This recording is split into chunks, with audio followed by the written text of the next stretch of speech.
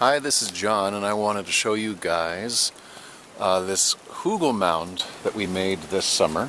We turned our slash pile, or part of it, and you can see we had a slash pile that was made up of these old stumps and logs and things.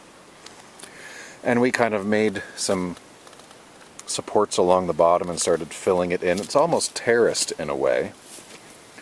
And we filled in a bottom layer with straw and hay that we had swept out of our goat house. So underneath the soil is a bunch of straw and hay with goat poop, and then we just dug up topsoil and put it on here load by load in the wheelbarrow.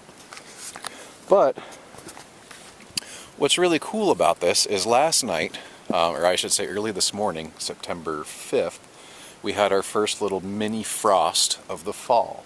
And some of our potato plants and other parts of the property had died and things like that. You can see that the frost affected some things. But like we have like tomatoes growing outside here. These are all tomatoes that we started like halfway through the summer, which is probably way too late. But all these tomatoes are like just fine, and they're probably going to continue maturing. The forecast doesn't have any more frosts in the next week or so, so we might get a little bit more in the tomato department. Some of these were a little bit more affected, but we started some sunflowers there pretty late.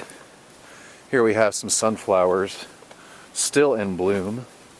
Over here we have stalks of sunflowers that had blown down in a recent wind, but they were just massive. We've also got a bunch of little pumpkins growing. You can see there's some more pumpkins there. Over there we got a random cabbage. It's been getting eaten by slugs. More pumpkins, pumpkins, pumpkins, a few squash here and there. My wife harvested most of the squash already. It already looks quite rugged compared to how good it looked earlier in the summer. But it is being very successful at, it's kind of, this is the south-facing side here. It's quite successful at holding that heat, keeping things warm, letting us grow things outside like pumpkins and tomatoes that you normally would not be able to grow outside in this part of Alaska. Even though we started them kind of late into the summer because we didn't start this project until like June. So anyway, so this is our first year of this Hügel mound. We've got, squash and pumpkins. We got sunflowers and tomatoes going. So yeah, we had all of these logs and things and just covered it with goat poop straw. And there you could see another log peeking through next to the slug trap. That one's one that we had kind of put like horizontal along there for support to keep the soil in place. So it's almost like we built kind of steps up the thing.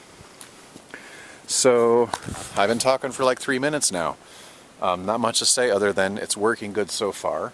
We have a few more planned. Actually, we have a few more already constructed that we're going to start next year, but we'll start them earlier in the summer and see how it goes.